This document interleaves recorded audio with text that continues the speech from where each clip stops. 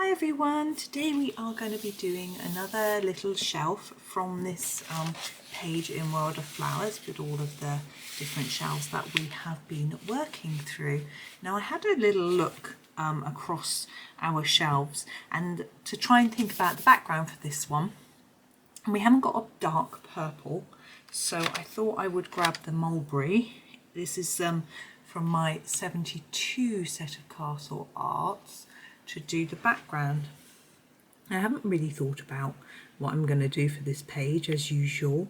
I just switched on the camera and, well, as I say, I thought about the background and I just switched on the camera and now I'm having a little think, and I'm thinking that all these little seedlings in this tray here, we do them all the same and all the pots the same, so they're sort of matching. That is how I would do it if it was in my house or garden, greenhouse, whatever. So we'll probably do maybe pinky or terracotta colour little pots, and all the plants are so small we'll probably just do them with one shade of green, so that's quite easy. Then we've got other things across to the right hand side, which I can't see because I'm covering them up with my hand, which is great. I think there's a watering can there. We could perhaps have a go at some silver. Pretty sure we've done silver on this page already. Yeah, we've done the spoons and the scissors. We could have a go at some silver. What else we've got? Got a little picture on the wall. We have got some bottles and pots. I wonder what they are. I don't want to think that they're weed killer really. You know, there's a pretty little cupboard with lovely plants, but you know, I think gardeners do use it. But let's pretend they're sort of fertilizers and things like that. I think that's nicer, don't you? But I hope you're all well and enjoying the weather at the moment. I'm pretty, you know, I'm from the UK. We talk about the weather all the time. We're into our autumn or fall, as you would say in the US, and I guess we're in similar seasons. I know not all of you are from UK and US, but according to my YouTube statistics, most of my subscribers are from the USA. But obviously, not everybody is, but it's not surprising that people need to be able to speak English to understand what I'm saying, I guess.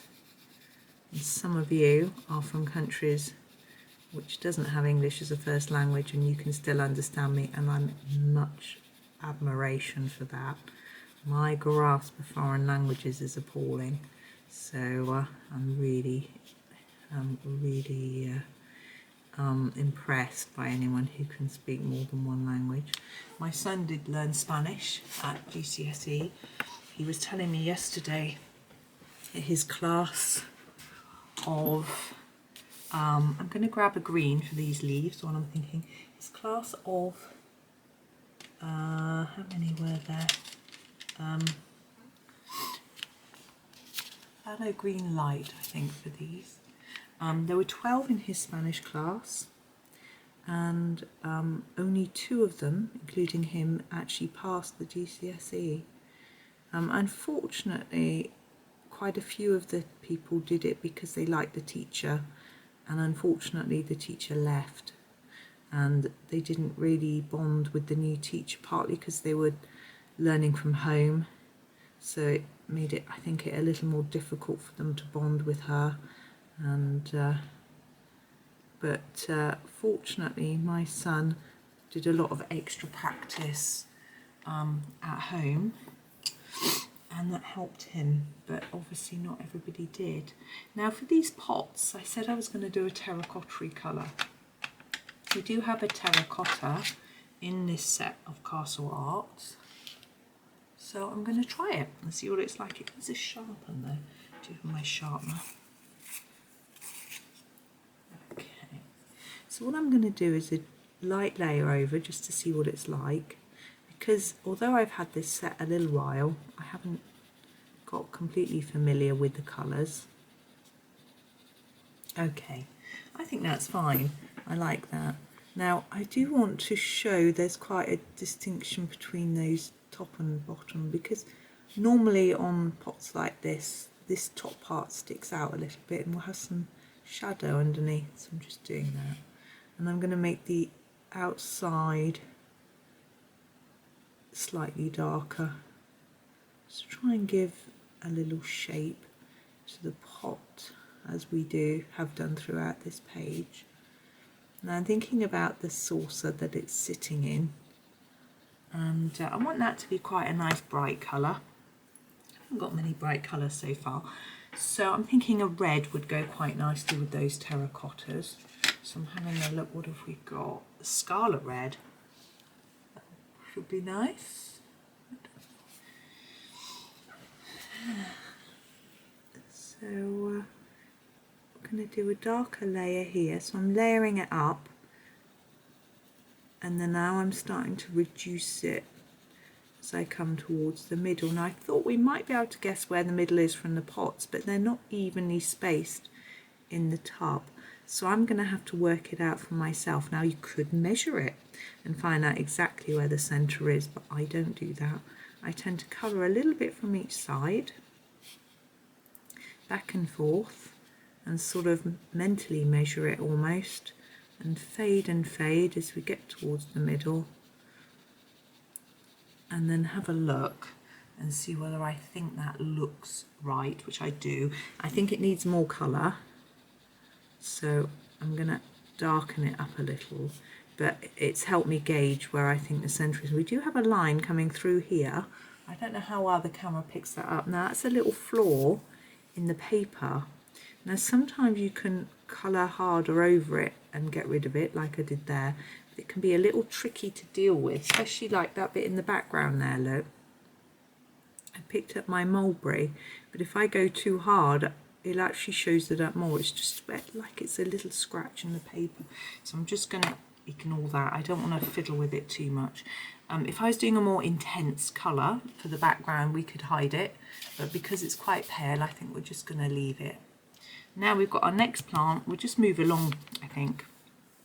I want to go with a very different colour for this one, so it looks bright and different. I'm going to go for blue. I have quite a pretty blue here, which I'm just going to grab. This, oh, there's the Delft Blue. I do like a Delft Blue. I'm going to do it for the pot. We've got this bit, which we shall do in a minute. So we'll work around that. I'm not going to worry if I go over the edge, because it's going to be darker. So, which is good, because then it doesn't matter if we colour over it. So I'm doing a gentle layer of Delft Blue first, and we're going to do the same sort of thing as we did with the little pots, where we take a darker bit on the edge and then just reduce it towards the middle. It's the same we've done on lots of the pots on this page, so it's not getting too dull, but I do want to complete this page with you as we've got so far through it. Okay, there's our Delft Blue, and this bit I want a really dark colour. Just having a look. Yeah, I just need to sharpen it. This is the Prussian Blue. I will just show you in a minute so you can see. Prussian Blue. I never know whether it's better for you if the light's shining off the metallic, or whether it's better if it's not. Now we need to fade this in the same way we have the bit at the back, or else we'll lose the illusion of shape.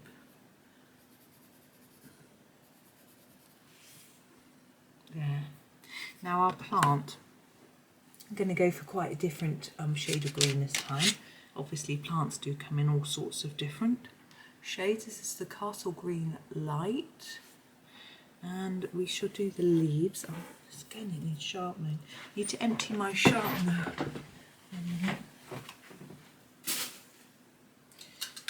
Oh, sorry.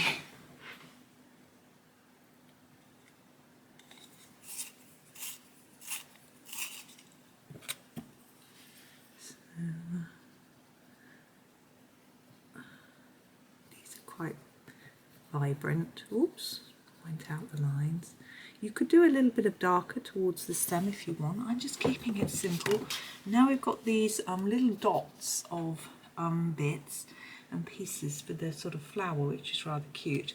I'm going to go for a pinkish tone. In fact, this is called Purple Light.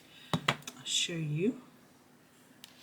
Oops, Purple Light, but it's quite pink.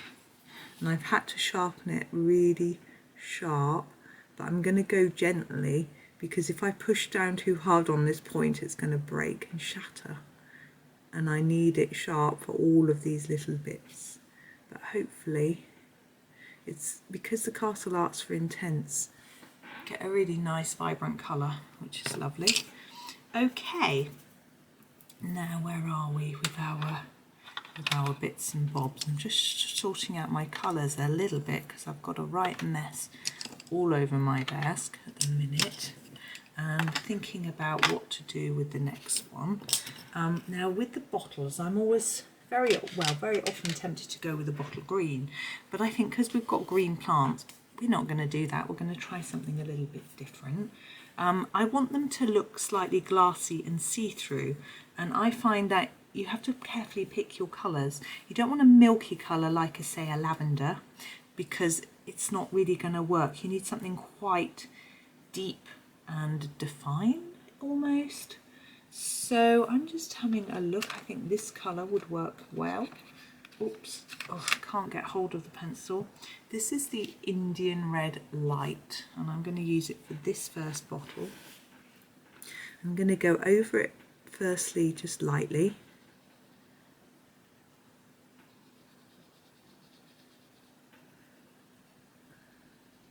And then I'm going to put a little bit more colour on the edges and the bottom actually.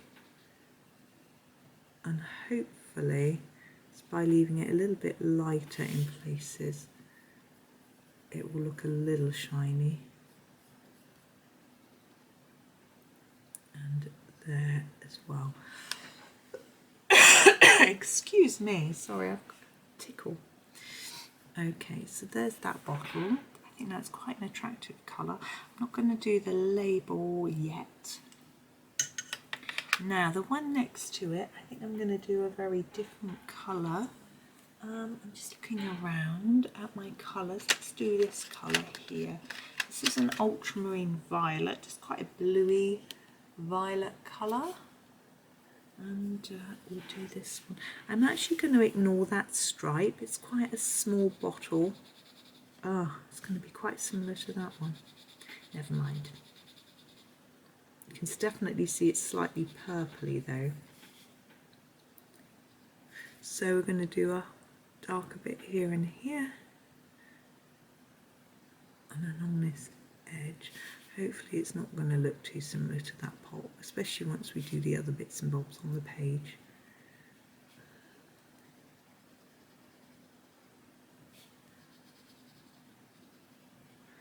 There we go. I know I haven't done the bung in the top. I'm going to do those in a bit. Now this bottle, I am so tempted to do it green, and I think I just am, even though we've got all these other greens, because it's not a huge green. So I'm going to do Pthalo Green.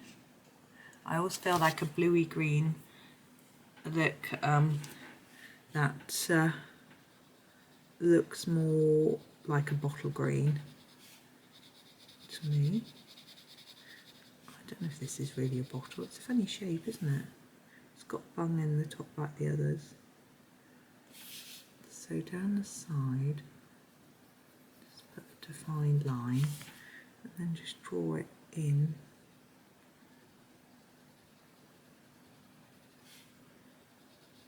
That might be quite dark. That's actually us seeing the base of the bottle through. Now with glass, you can use a white pen to add some shine. But we haven't, I'm looking around this page, and we haven't done any white pen anywhere on the page. So it's a little tricky.